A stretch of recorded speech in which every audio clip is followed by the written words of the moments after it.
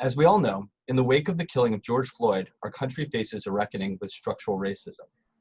As Jews, we have faith that our tradition represents a moral voice for justice and equality, expressed in such biblical verses as justice, justice you shall pursue, and you shall have one law for stranger and citizen alike, for I, the Lord, am God, as well as the words of Isaiah, learn to do good, devote yourselves to justice, aid the wronged. And yet, we also recognize that we Jews have often failed to fully heed that voice within our own community. And so we must confront the enduring influence of racial discrimination and white privilege in our institutions, including our synagogues, schools, and even seminaries. Today, we're honored to be guided in a conversation about these difficult issues by two leading thinkers, Rabbi Sandra Lawson, who is a Hillel rabbi and associate chaplain for Jewish life at Elon University, and Dr. Eric Goldstein, who is associate professor of history at Emory University and the author of The Price of Whiteness, Jews, Race, and American Identity. The conversation will be moderated by Rabbi Stephanie Ruskay, Associate Dean of the Rabbinical School and Executive Director of the Hendel Center at JTS. We'll proceed as follows. After a brief attunement by Rabbi Lawson, we'll turn to Professor Goldstein to provide the historical context for race in the formation of American Jewish identity. Then we'll shift back to Rabbi Lawson for reflections on her experience in the contemporary Jewish community. Following that, Rabbi Ruskay will engage Rabbi Lawson and Professor Goldstein in a dialogue, and then open the floor to questions from the audience. These questions should be submitted by the Q&A function, from where I'll collect and present them. We understand that this might be a difficult conversation, perhaps challenging our affirmative narratives about our community and history. We're confident, however, that it will be generative, so long as we each approach one another with openness and charity. In terms of etiquette, we'd appreciate if you could be as present as possible given the constraints of remote Zoom. We'll be recording this event so that it can be accessed later. And now, without further ado, Rabbi Lawson. Hi, thank you all for having me and for all the people on the webinar that are participating. The first thing I want to do, I always try to offer a blessing before I talk. And I'm going to offer a blessing that we say in the morning, and I know it's not morning, and maybe it is morning where you are. And I'm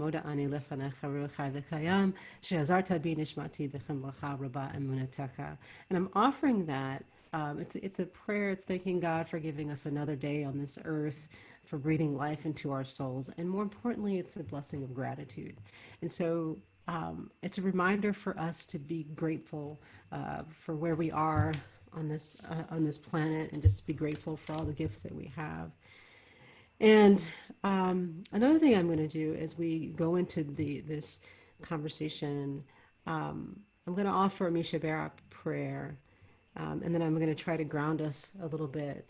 This Misha Barak I heard from a JTS grad, Rabbi Annie Lewis, while I was a rabbinical student, and I recently rediscovered it, and it's actually helped me to heal a lot. And it's a secular song that, as we've adopted and turned it into a Jewish prayer. So, when the world is sick, can't no one be well, but I dreamt we're all beautiful and strong. When the world is sick, can't no one be well, but I dreamt we're all beautiful and strong. Misheberak Avotenu Avraham Yitzhak veYaakov. Misheberak Imotenu Sarah Rivka Rachel veLeah. Hu yivarech v'yirapeh et kolim. Hu yivarech v'yirapeh et hakol. And so as we move through our conversation today, I want to invite you all to just sort of sit with your uncomfortableness or sit with whatever pain that you have related to conversations around racism or related to racism in our country. And I know that many of you may find these conversations to be uncomfortable, and you may even try to dismiss them. But I want to try to ask you. I want to ask you to sit in that space of being uncomfortable, even just for this hour and a half, because that will allow you to move through and to grow. And we all want to grow on this spectrum of white privilege and racism. If you completely dismiss what Dr. Eric Goldstein and myself have to say, you are really missing out on an opportunity to grow and to learn. And so I want to invite you with as much openness that you have in your heart to understand that we are offering this so that we can do better, that we can do better as Jews and that we can do better as a people. And so with that, I'll go back to whoever's next. Okay, I'm Eric Goldstein. I'm going to give some remarks to hopefully provide a historical background. First, I just want to thank Rabbi Ruskay, Professor Braffman for organizing this, and just to say that it's an honor to be in conversation with Rabbi Sandra Lawson. So as Professor Braffman said at the beginning, the United States is facing a moment of reckoning with the issue of race and white privilege that's really unprecedented. And as this session reflects, members of the American Jewish community and many Jewish organizations are feeling an increased urgency to address how they fit into these discussions and how to respond to them as Jews. One thing that is clear, there have been other moments of racial reckoning in US history, but one thing that's clear about the current moment is that it's different from previous moments in certain ways. This is not just a moment that demands policy changes or the passage of a particular law or the election of a particular leader to help move the process of justice and equality forward. While there certainly are laws and policies that need to be enacted and there are leaders that need to be elected, it is clear that this moment is also demanding a more fundamental rethinking of the core structures and narratives and assumptions that underlie American society. And that is no less true for the Jewish community than it is for American society as a whole. I think that I speak for everyone involved in this program that what we are trying to do today is to contribute toward the process of reconceptualizing what the Jewish community is and what it might look like in a world in which the deeper structures of American racism are starting to be dismantled. And part of my focus will be on Jews of color because they are in the vanguard of those raising these crucial questions in the Jewish community. And through their activism and through their very presence in the institutions of Jewish life, they are really pushing white Jews to reassess the very meaning of Jewishness and how it fits into larger discussions about race in America. Although I will circle back to talking about that toward the end of my remarks, what I first want to do is step back a bit and give some of the history about Jews and race in America, which is largely drawn from my 2006 book, The Price of Whiteness, Jews, Race, and American Identity. And that will hopefully provide some helpful background and context for the discussions that follow. So first, it's important to start by saying that the Jewish population around the world has always been diverse in terms of background and culture. And it has always included many Jews who would be understood as Jews of color in today's parlance. However, in the formative periods of American Jewish history in the 19th and early 20th centuries, while there were Jews of color in the United States, and I can say more about that in the discussion, the vast majority of Jews who came to the United States were European, and they were therefore caught up in the process of white racial identity construction, what scholars would call a process of white identity construction, a process that was propelled by an American culture that both pressured and rewarded European immigrants, first of all, to identify as part of the white population, and also to conform to its various codes and assumptions. In the last 30 years, historians and cultural theorists have begun to interrogate whiteness as a cultural category, meaning a set of beliefs, practices, and norms that immigrants in this case could learn and make their own, rather than simply a self-evident category related solely to skin color. This process of immigrants becoming part of white America is illustrated by the history of European Jews who came to the United States during the 19th and early 20th centuries, as it is in the experience of many European immigrant groups. For these immigrants, the distinctions between whites and people of color was not a major dividing line in their social experience necessarily before their immigration to the US. Indeed, for German or for Russian Jewish immigrants, the division between Jews and non-Jews was probably much more consequential in their worldview and in shaping their economic, political, and legal realities before arriving in the US. But in the United States, immigrants quickly came to understand that being part of the white population was crucial to claiming a place in the dominant society and was central to attaining success and inclusion in American life.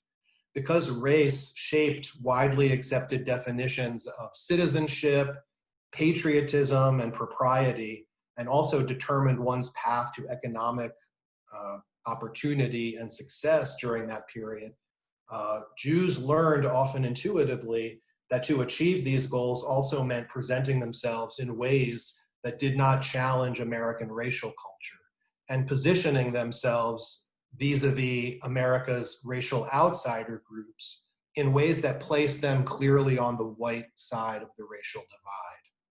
It's important to note that the power dynamics of this process were complicated. In some ways, Jews certainly pursued the status of being white, anxious as they were to succeed and thrive in American life, but they also were entering a culture and society not of their own making. And there was great pressure on European immigrants to assimilate to the standards of white America, lest they themselves become the objects of hatred and ostracism. And it's worth reminding us that there is also a history of anti-Semitism in the United States. The process of becoming part of white America had significant material benefits for Jews. Although the racial politics of Americanization is not usually acknowledged as part of the narrative that these immigrants and their descendants crafted regarding their adaptation to American life, the success and acceptance European Jews found was achieved within the context of a society that accorded privilege and opportunity disproportionately to those who could and would identify as white. But it's also important to point out that from the perspective of Jewish group identity, this process of becoming part of white America also posed some difficult challenges to Jews as a community.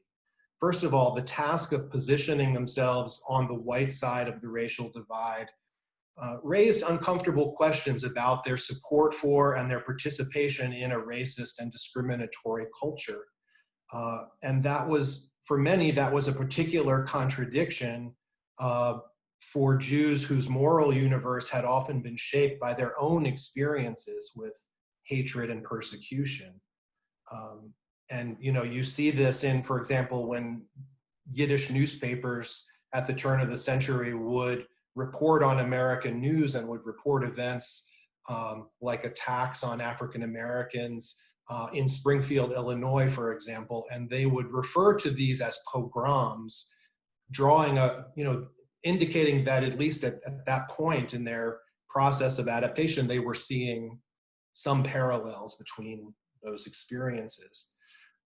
But contrary to the received narrative, this history of Jewish persecution did not always push acculturating Jews in the direction of sympathy and solidarity with African Americans and other people of color.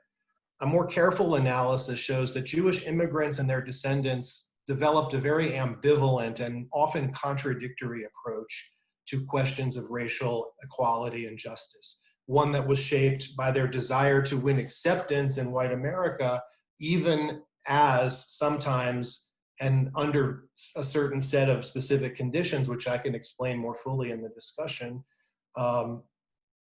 their approach sometimes did reflect discomfort and revulsion regarding American racism. Okay, so second, besides the problems sometimes raised for Jewish identity in regard to the treatment of African Americans, the demands of racial conformity in America also decisively shaped the way Jewishness itself was defined. These European Jews who were adapting to white American culture constantly felt the need to downplay their own distinctiveness and group solidarity in order to make it clear that they were not too different, that they were not a racial group. And this term was often used both by Jews and non-Jews during this period as a way of describing Jewish difference. And it was used in both with a positive valence and a negative valence. And it shows how Jews themselves were really struggling with what it meant to be Jewish and what the Jewish community, how it should be defined.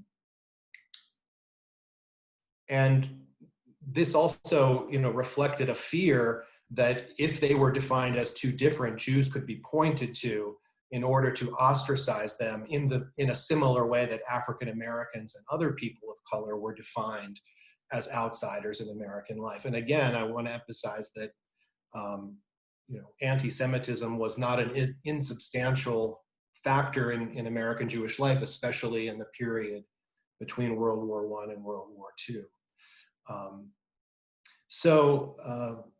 Viewed through the lens of race, the story of European Jews adapting to America was not just a story of successful adaptation to a land of tolerance and equality, as many would describe it. Instead, it was a story of European Jews and their children navigating the racially inflected culture of a society in ways that brought them material success, but it also raised innumerable moral challenges. It reflected a lot of contradictions in their own self-understanding, and it exacted significant losses in terms of group identity and solidarity.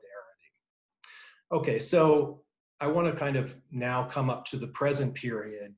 Today, circumstances are much different than they were in the late 19th and through the 20th century when these processes that I'm talking about were happening. First, the recent uptick in anti-Semitism notwithstanding, and that definitely should be part of the discussion, the descendants of these European Jewish immigrants are far more secure in their daily life, hold a very prominent and privileged position in American society and institutions, and are perhaps, maybe not totally, but significantly less worried about the need to prove their belonging as members of American white society. Certainly much less so than their ancestors of the pre-World War II period. And so theoretically, this should perhaps make them somewhat freer than their immigrant ancestors to challenge American structures of racial inequality. The problem, the other side of the coin, if you will, is that they are less worried about the disapproval of the dominant culture because in many cases they are the dominant culture. They're at least an important part of the dominant culture. And to the extent that white Jews may feel freer to criticize racism or support efforts toward racial justice today than their grandparents were, they have become so much a part of the white American establishment that it is harder for them to confront or even recognize the deep structural nature of racial inequality in America. There are complexities here that have to be recognized. There are still significant factors that place European descent Jews in a somewhat different place in American racial culture than many other white Americans. And again, one being the ongoing presence of anti-Semitism in America. But if it is possible to overstate the privileged status of European descent Jews and ignore anti-Semitism, the opposite is also true. Some in the Jewish community tend to focus too exclusively on anti-Semitism and Jews' role as outsiders, and therefore fail to contextualize this within the broader racial context, downplaying or ignoring the extent of white racial privilege among Jews.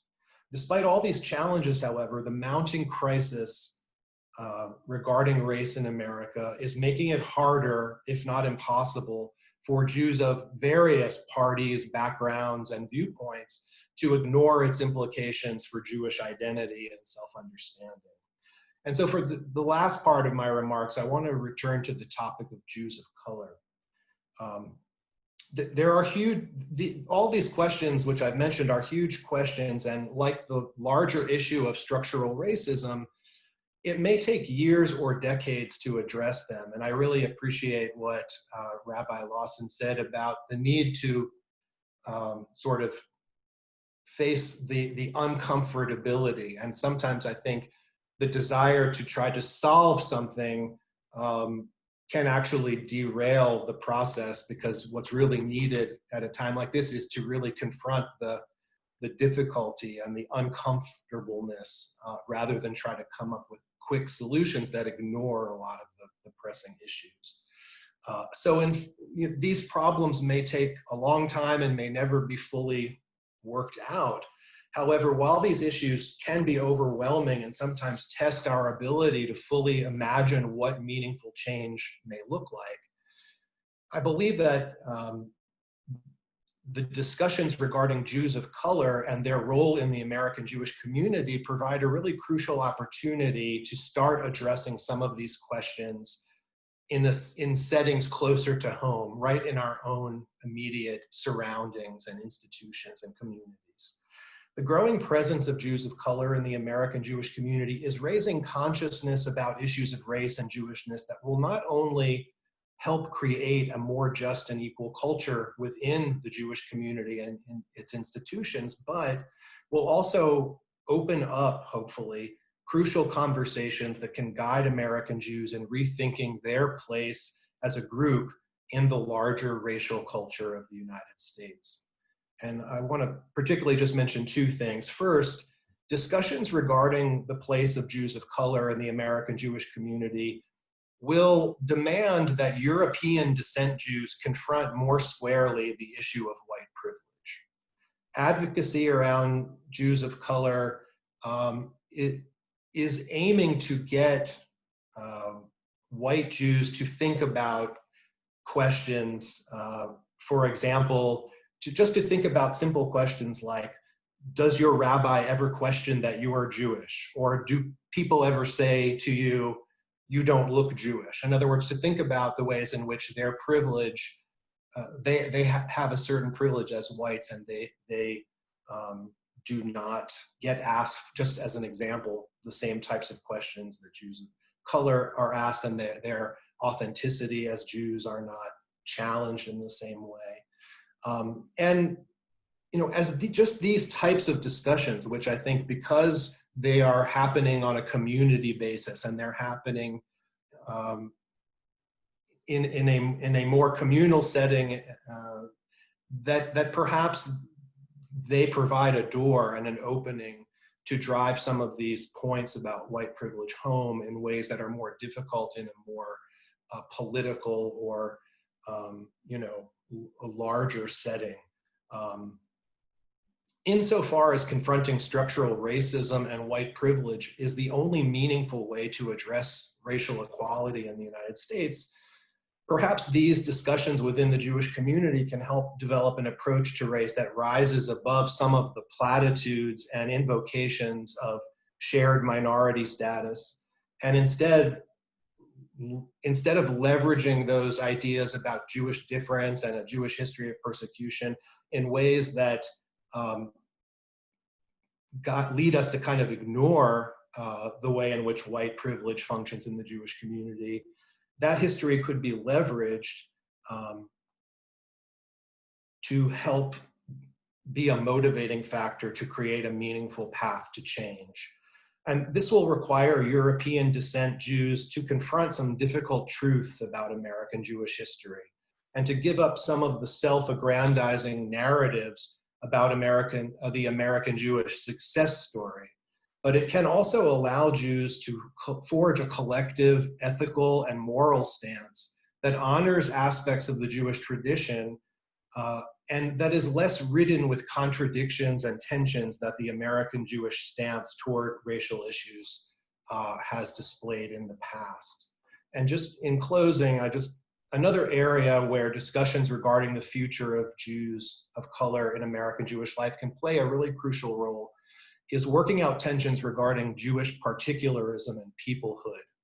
Jews have historically understood themselves as a people as well as a religious community. But in many cases, as I mentioned, Jewish distinctiveness has been downplayed, effaced, and hidden because of the pressures of fitting into white America. And indeed, in today's world, there are many more anxieties and concerns about assimilation and whether the Jewish community will continue to thrive as a distinctive community.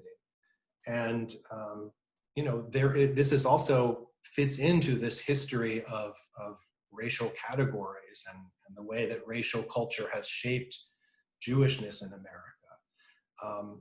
As Jews of color increasingly participate in and also lead Jewish communities and institutions, and as they and their allies raise questions about diversity and privilege in Jewish circles, this can help begin the process of rethinking the very definition of Jewishness, and hopefully start to undo the process that unfolded during the 19th and 20th centuries in the United States, by which Jewishness was limited and hemmed in by the strictures and dictates of whiteness.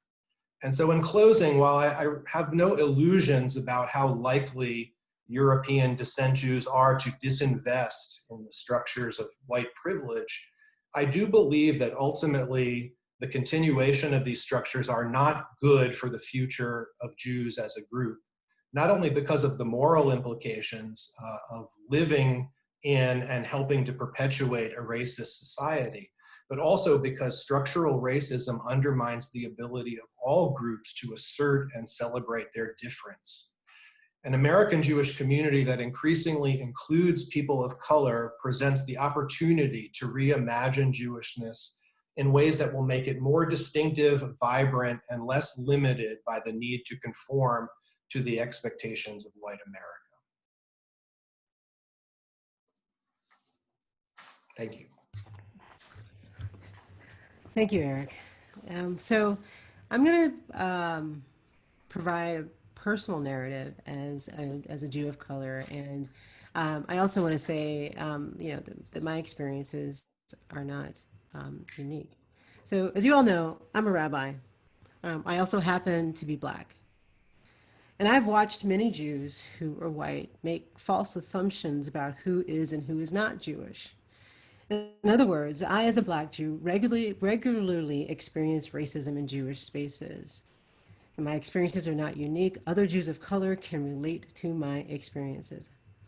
In fact, I have never been in a Jewish space where at some point my Jewish identity has not been questioned. I've been asked multiple times upon entering Jewish spaces if I belong. I have repeatedly been asked by strangers, how am I Jewish? Oh, repeatedly asked by strangers upon meeting me. That's significant. How am I Jewish?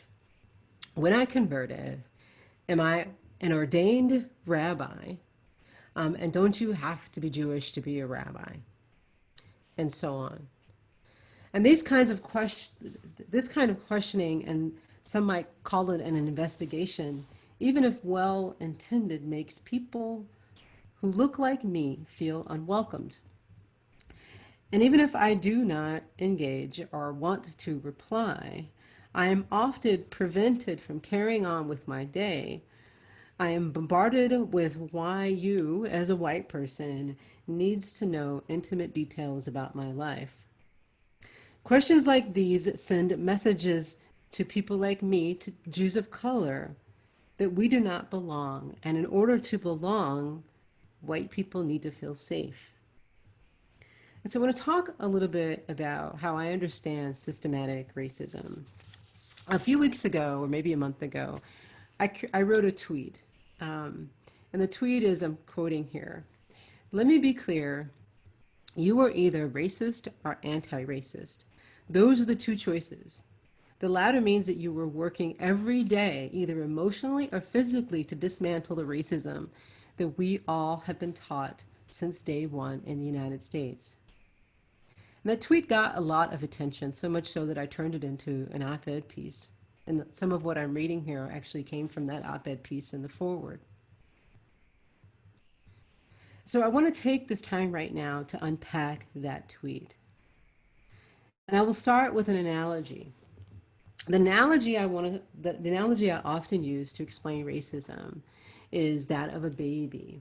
So imagine a beautiful baby with no biases, because babies don't have biases, and they haven't learned them yet.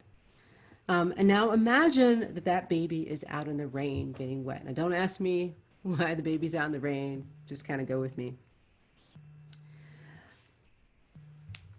Also imagine that rain that's making that baby wet is made up of all the biases that we learn about different groups in our society. That rain represents racism, homophobia, sexism, anti-Semitism, and so on. And as we grow up, we continue to get wet. And we continue to get wet, and we continue to get rained on. And we learn untrue stories based on stereotypes about Black people, people of color, and other marginalized groups. The messages that the rain conveys tell us that in America, being white, straight, and Christian is normative. Now, hopefully at some point as we grow up, we notice and realize that we are soaking wet. And we will try to unlearn all the biases that we were taught, because we don't want to be racist and we don't want to contribute to a racist system. And we want to treat everyone equally. And so we dry off. The problem is that the rain returns over and over again. And we have to continue to dry off. That's racism. That's how racism works. Racism keeps coming back. And we have to continue to work hard to unlearn what we have been taught about Black people and other marginalized groups in our society. We all suffer from the ills of racism because we are all a product of a system designed to privilege one group of people over another group of people. And so we can choose to be racist, or we can choose to be anti-racist. Now, when I use the word racist, I have no idea what your definition of racism is, but I do know that for many, it is the worst possible thing that one can be called, because racism is associated with the KKK, the Ku Klux Klan, and someone who is a neo-Nazi. We may also think of American slavery and lynchings, and yes, these are all excellent examples of racism, but focusing on these definitions of what it means to be racist keeps many white people from identifying racism in their own communities and in their daily lives, and understanding that racism has evolved. It also causes many to proclaim, "I'm not racist, I don't see color," and causing many Jews to say, "I'm not white." The problem is that saying that you are not racist also means that you are not doing anything to dismantle our racist system. And if you are colorblind and you don't see race, how will you ever see or understand racism? And how will you ever understand the racism that Black people regularly experience? And how will you understand the racism that I experience from other Jews? The racism I experience in the world today looks vastly different from the racism my parents experienced in the 50s and 60s, and thank God it looks different from the racism my grandparents experienced.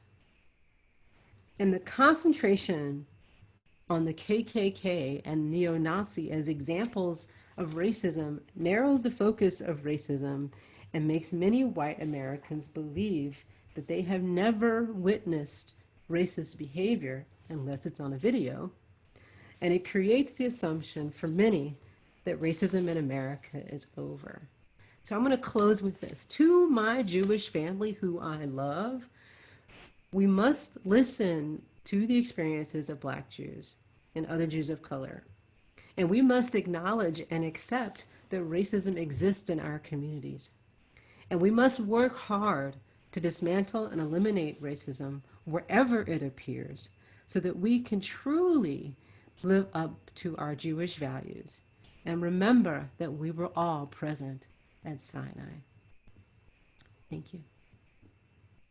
Thank you. Really, thanks to both of you, Dr. Goldstein and Rabbi Lawson. So I have a few questions that are percolating for me, having heard each of you speak, and I'm gonna invite you each to weigh in, and then we'll take some questions from everybody who has been chatting and Q&Aing to us. So it seems to me, and I think that you also referenced this, Dr. Goldstein, that Jewish communities are often mirroring what's happening in the society in which they're living in. And so right now there's a reckoning around racial justice happening in secular society in the United States and also in the Jewish community. So I guess I'm curious from each of you, should we be pursuing this as part of regular society, or is there a benefit, and should we to be doing it sort of separate and parallel, focusing on the Jewish community? And how much do you think we should be going back and forth? What feels most productive to you? So I'll start with like some, I guess, more of a personal reflection. I think that, I think that the Jewish community does a good job compared to maybe some other white communities of looking at racism. Like, for example, showing up at the airport when we have a Muslim ban, or looking at the prison industrial complex, or looking at any racism that exists outside of their own community. Where we fail is doing the internal work. And so that's what we need to do. And it's easier to look outside ourselves, but we need to really look at our own biases, our own implicit biases, our own biases that we have learned from, like I said, from day one. And we also have to look at what's happening in our own Jewish spaces. And the statistics, depending on which study you look at, so 10 to 15 to 20% of the American Jewish population self-identifies as Jews of color. So that number is growing. And so if you don't have Jews of color right now, you will soon. And if you know that there are Jews of color in your community and they're not coming to your synagogue, or not coming to your community, that is telling. And so I just believe we need to do the internal work because we're just not doing it. I think it's not an either or, but I think that Jews both have to do work within their own community, but also be part of the larger conversation. And it's tricky because in some ways, as Sandra referenced, Jews have some aspects of their history, some aspects of their consciousness that actually make them very well suited to play a very constructive role in the larger society, and that they have some experience with a history of persecution and so on. But the danger is that sometimes focusing on that actually obfuscates it. It actually keeps them from realizing that they need to do the work that needs to be done within the Jewish community. So the whole status of Jews occupy a very tricky place in the American racial and cultural and ethnic landscape, in that they are a group that has a history of being outsiders, but they have very dramatic way become insiders, and that creates a lot of the contradictions and confusions that I referenced in my remarks. And I think that the people in the Jewish community that really want to push this agenda forward have to try to use that history in constructive ways and not in unconstructive ways that really mask the extent to which American Jews of European descent have been kind of implicated in the larger structures of white racism, and to really work on those things rather than just saying Jews are also a minority and therefore we're just in the same boat, and that's not really our struggle. So Rabbi Lawson, your closing comment, you talked about Sinai and Revelation, and we were all there. So I guess I'm curious, are there any other narratives that you think we have that we should be lifting up more? We love Pesach. We love having been the master story of having been slaves who were freed to pursue a holy and just world. But it's obviously not enough, because we still have, a lot of racism in our community and in our country. And so do you feel like there are pieces of our history and story that like it would benefit us to be elevating more to help us move through here? Yeah, yes, there are, and there's so many, and I'm so not going to do it justice right now. But just my first internal response, is a piece from the Talmud and the Mishnah and Sanhedrin, something, whatever. It says that the one who destroys a life is if they have destroyed an entire world, and one who saves a life is as if they have saved an entire world. So, often people also refer to that as like someone who's killed a person. And I've seen it used with, what happened with George Floyd. But also, like, racism is destroying us. And so if we, treat someone not like they are created in the image of God, or we forget that they're humanity, or we marginalize large groups of people in reference to one person or whatever, that is destroying a soul. And so that, so just sort of remembering that, the one who destroys a life is like as if they have destroyed an entire world. That's really powerful.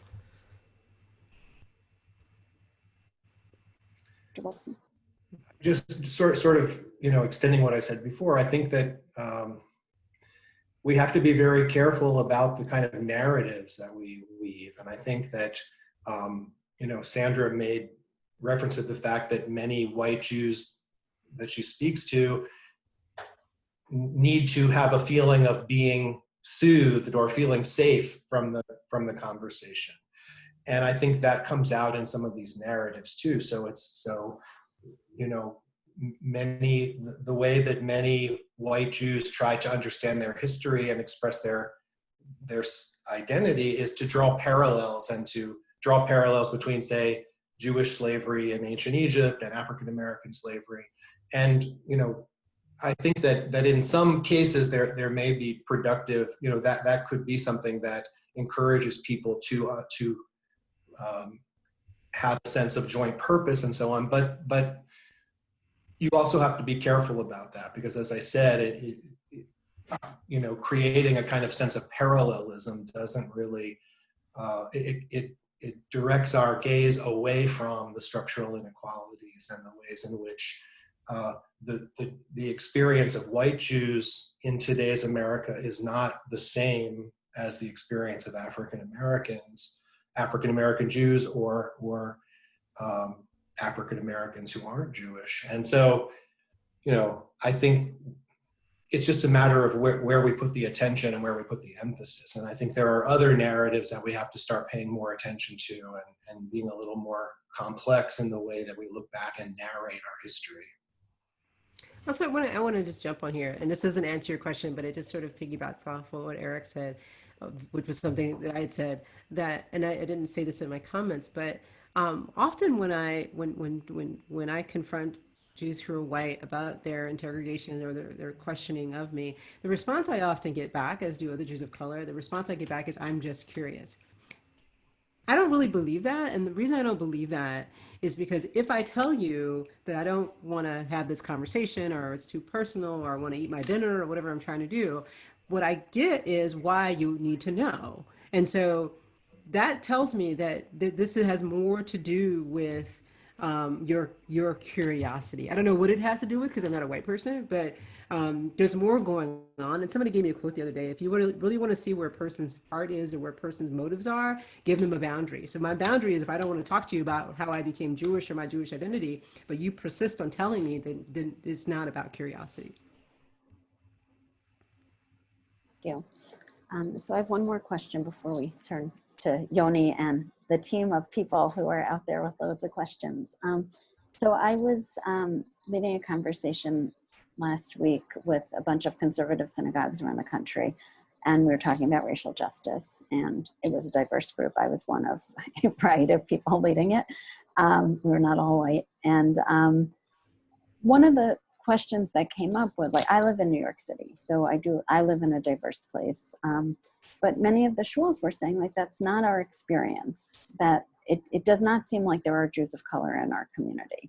And one answer is, like, well, you might want to ask around town and see if there are other religious leaders who are meeting people who have the sense that your synagogue is not the right place for them because they don't think that it's a mixed community. But I guess I'm curious, since we're thinking about the whole country here, from your various perspectives of lived experience and academia, what would you say to people who are living in small communities around the country who don't feel like they have a mixed group of Jews there and want to be part of this conversation? What would you like to see them doing?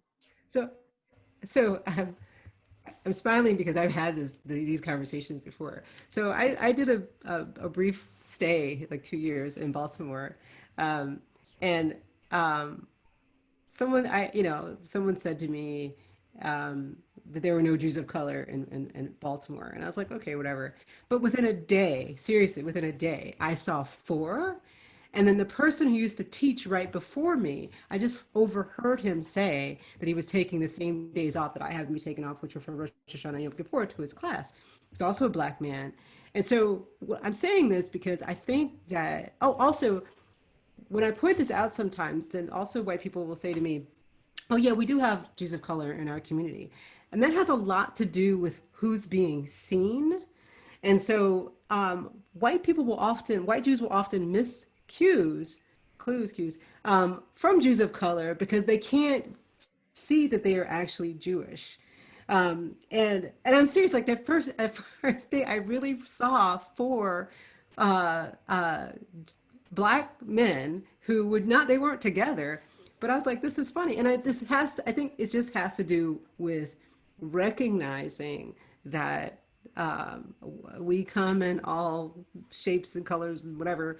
And I think often white people are just missing an opportunity to really see who's Jewish.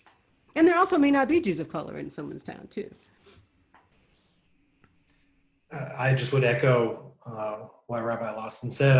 I mean, I live in Atlanta, which is a fairly diverse city, and I don't think anyone in Atlanta could say that there are no Jews of color in their congregation or in their community. Maybe in a small place that's just not very diverse in general. But I tend to agree that it's more an issue of how white Jews are seeing things rather than the reality of the situation. And I also want to add too, my friend Donna was on this call, and maybe I shouldn't call her out, but there are white Jews, either from intermarriage, adoption, or whatever, who have children who are people of color. And so if a white family comes to your community and they don't feel safe for their children, they're not coming back. They're not going to subject their children to racism, and they'll find another space to go. I mean, my Rabbi Kapus Fernandez, a Black rabbi in Chicago, told me once that he was getting more interfaith families in his predominantly Black synagogue, and this was 10, 15 years ago, because white Jews with Black children or brown children or Black and brown spouses did not feel comfortable in their synagogues anymore because of that. Let me just also say that I think to some extent we shouldn't focus too much. It's not really about the numbers of Jews of color, and there's a kind of misguided discussion going on right now in the world of Jewish sociology about how many Jews of color there really are in the United States. And at the end of the day, of course, it's extremely important to address these issues and to make synagogues and communities places that are welcoming and so on. But the issues of white privilege in the Jewish community and so on are there no matter what the number of Jews of color in the community. And so it's not just because Jews of color are in the Jewish community, therefore the white Jewish population needs to work on these issues, but they need to work on these issues irrespective of the particular numbers of Jews of color in any given congregation or community. Yeah, thank you for that. Yeah. Okay, Dr. Braffman, you want to bring us some questions from the community? Great. Just before I begin, thank you so much, Rabbi Lawson, Professor Goldstein, and Rabbi Ruskay for an incredible discussion and to this point. And now, I'm really privileged to be able to present some of the perspectives and questions that have arisen over the course of your discussion. So I'm going to group these because I'm conscious of time. And the first I'm going to group as theoretical but definitional questions to help us establish a shared language. And I'm going to move from there eventually to questions like how-to questions, because we also have some of those, because I think it's important for us to kind of get our terminology, get our understanding straight, and then move towards action. So, and here are 3 questions that I present to you all to pick up whichever pieces of it you would like. So first and most basically, what is a Jew of color? And how should we situate that in connection with Jewish communal categories like Ashkenaz, Sephardim, Edut HaMizrach, in connection to those categories, as well as kind of general racial categories that we know of from kind of American life, and then you click off on a census for better or worse. The second question that's part of this group are, what are some of the specific structures that perpetuate institutional racism? And Professor Goldstein, I think this was someone picking up on something that you had said specifically. And finally, in this grouping, someone asked, since race is a 19th century constructed category, why not reconfigure our basic vocabulary and kind of leave it behind since we know it to be the result of pseudoscience? That's a lot. I didn't know I wasn't writing it down. Eric, do you want to go first? Sure. Okay, so I kind of see three things. One is whether discussions about, say, the relationships between Mizrahi Jews and Ashkenazi Jews is part of this larger discussion. And I mean, certainly that it does overlap, and that, for example, if you look at the Israeli landscape, there are also issues of inequality and racism and things that need to be addressed. But, I think it's important to, I'm a social historian, and so I always think it's important to really understand the particular social background and setting of a particular place and a particular set of circumstances. So, I think in some ways there are other issues that one would need to think about. So I'm sure there are some differences, but, I wouldn't necessarily apply the exact same template, but I think I wouldn't understate the degree to which these issues, to some extent, are global issues. And the United States has a very particular strong history of racial inequality, but these are also issues that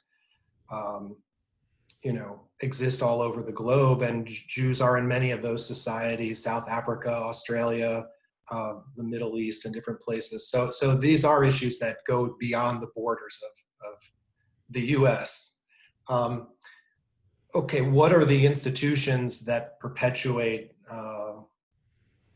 structural racism? And I mean, what are the institutions that don't perpetuate structural racism? I'm just off the top of my head, economic life,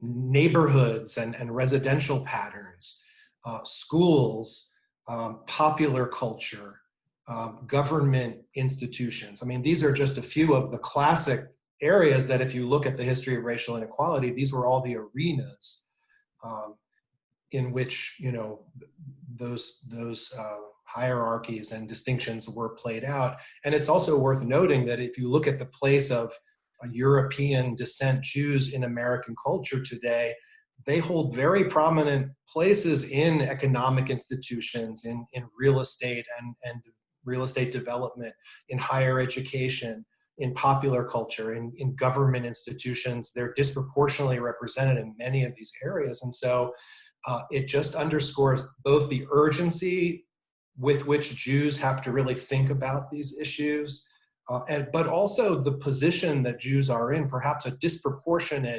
position where they have actually a disproportionate role to play. They could play a disproportionate role in changing some of these institutions in which they have a very significant presence. And then, the last one about, if race is just a kind of artifact of 19th century pseudoscience, then why don't we just consign that idea to the trash heap of history? And I think that's where, what I said at the beginning about how scholars are thinking about race today. And true, while I think most scholars would agree that race is not a meaningful category from the perspective of scientific, veracity in the way that 19th century scientists would have said, if you are from this background, you have these qualities and so on. But I think that scholars recognize that race nonetheless plays a very significant role in our society as a kind of cultural category, as something that, as a name that people give to distinctions that are made in our society. And that there's no question that people, even if you could argue that race is not a meaningful scientific category, people are still according to perceptions that others have about them based on an idea of race. And so to ignore it would be to ignore the role that those ideas continue to play in shaping our society. So I think it is important to recognize that it is, what scholars call a cultural construction, but that doesn't diminish the power and the force that it plays in American society. So I'm just going to add just a quick note because I loved everything that Eric said. So, first of all, I find questions like that a deflection, and that prevents us from doing the work. Because yes, we can call this something else, but there's still the problems of racism, which go back actually earlier than the 19th century, still exist. And by trying to change the language or saying that it's socially constructed, whatever, doesn't do anything to help us move forward. And the other part around who is a Jew of color. So first of all, there's several parts to this. Jews of color is a self-identifying term. It's also how Jews who are white or Jews who are white and Ashkenazi see other Jews. So there are Jews of color who consider themselves Jews of color but may present as white because they don't have an Ashkenazi or Eastern European background, or they're biracial or whatever. And there are also Jews of color who see themselves as Jews of color, and the larger Jewish world sees them as people of color as well. But as a Jew of color, I see that as someone who is not white and not Ashkenazi, and there's blackness. And so that we see with the protests, when we think about Breonna Taylor and George Floyd and Ahmaud Arbery in Georgia, that's significant. And so Jews of color and also just sort of separating out blackness from that, but black people are people of color. Excellent. Thank you so much for those great questions.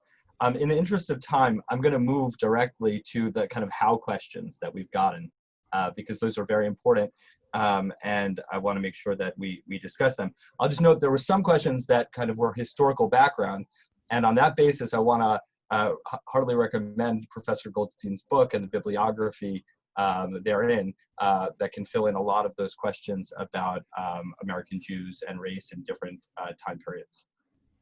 But to move to these how questions,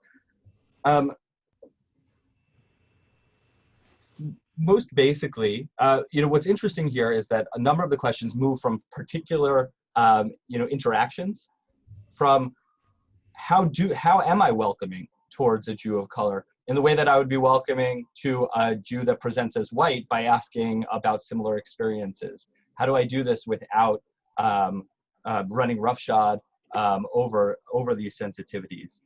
More broadly, how do we make our shul, an anti-racist institution? How do we then, 3 parts, I like threes, this is the last part, how do we navigate orienting our synagogue to larger anti-racist issues, particularly in view of Black Lives Matter and its connection or purported connection to its views or purported views on Israel, as well as how do we navigate questions about Black anti-Semitism? Okay, I had a pen this time. You want to go first? My answers are probably not going to be as long as Dr. Goldstein's, but so the thing about welcoming, which I find interesting, and I always like examples. I think the Jewish community as a whole, it needs to do a better job of welcoming, just flat out, period. And I say that because a few years ago, when I was a student, I was interviewing at this synagogue, and I think I wanted to check it out before I had my interview. And so I go to the door, I hit a buzzer, some voice from beyond says, "Come in." I then go in, and then I'm wandering around the shul looking for the sanctuary. I don't even know where the voice came from. And then eventually I found it. And that is like one example of many. And so I think when synagogues do the work that needs to be done on how to be radically welcoming, like how do we welcome all people, maybe greeters at the door, I was in a large synagogue in Pennsylvania, and I had to go because it was some holiday, and it was the only one that had services at the right time or something. And it was large. I was like, oh, great, I'm gonna get lost in here. But I walked in, and there was like a greeter right at the door who then pointed me to some wine and cheese, and then and then said whenever I wanted to go to the sanctuary. And then I walked to the sanctuary. Somebody pointed to that. I was like, oh my gosh, that's welcoming. And so when by first teaching people how to be welcoming when people come into your synagogue, and then also remembering that teaching means that you're not a gatekeeper. You don't decide who's there, and you don't get to ask inappropriate questions.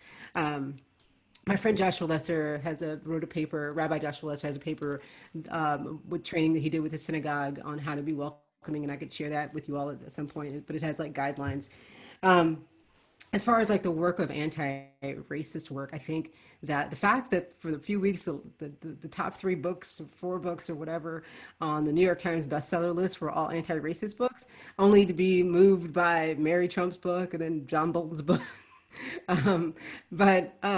That's telling. And so by doing your own research and learning, and then synagogues inviting people in to speak or creating anti-racist groups and talking to your Jews of color about their experiences and actually listening. That's how synagogues can move towards being anti-racist. But education is so important, and that means reading more than one book. I know white people love the book White Fragility. I love it too because it gave me language to talk to white people. But you just can't read that one book. You have to do more research and more reading. I'll focus more on the question of like, is this a Jewish issue, or and also in regard to the connections with Black Lives Matter. This is an issue.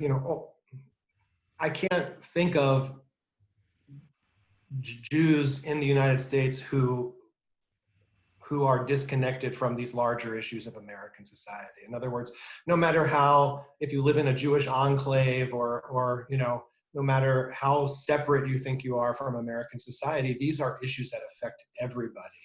And we all are part of the institutions and the structures that underlie these problems, even if we separate ourselves into certain communities or like to think of the world through a particularly Jewish lens.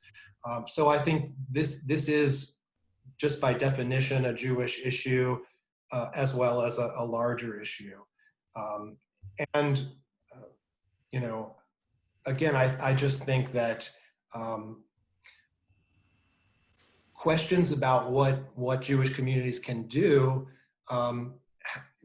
it's important at this moment to resist the search for some kind of an easy fix or an easy answer, because that actually will derail the much longer, harder process of reflection and of being uncomfortable, and back to what Sandra opened with about the need to just to some extent focus on uncomfortability. And I think that to really accomplish a reassessment and to it's very difficult to know what the future looks like in terms of what it would truly mean to dismantle the structures of white privilege. But for sure, it's a process that will feel unsafe and uncomfortable for the people who have to do that work. And so if people want to contribute to that and accomplish something, they have to think more in terms of things that will make them uncomfortable and will challenge their assumptions and challenge their received narratives, than just think in terms of, you know, easier fixes. This is a very long-term process. And as Sandra said, it requires a lot of listening, as well as thinking that we can just go out there and kind of figure out how to fix it. Thank you. Thank you so much for that. I'm reminded, in view of those comments and the statement in Pirkei Avot of Ethics of Our Fathers, you know, it is not upon us to complete the task, but we are not free to desist from it. And thank you very much, Professor Goldstein and Rabbi Lawson, for getting us started, and to Rabbi Ruskay for moderating this really generative and fascinating conversation. Thank you as well for the audience for being here and for asking such incisive questions and for demonstrating your commitment to these issues, and we hope to help you foster them. On that note, please look forward to hearing more from us at the Hendel Center for Ethics and Justice at JTS in the future. And also, please be invited to be in touch with us at the Hendel Center, either to Rabbi Ruskay or to myself. You know, if you have any advice about offerings that we could provide at the intersection of Jewish scholarship and Jewish activism. Thank you very much.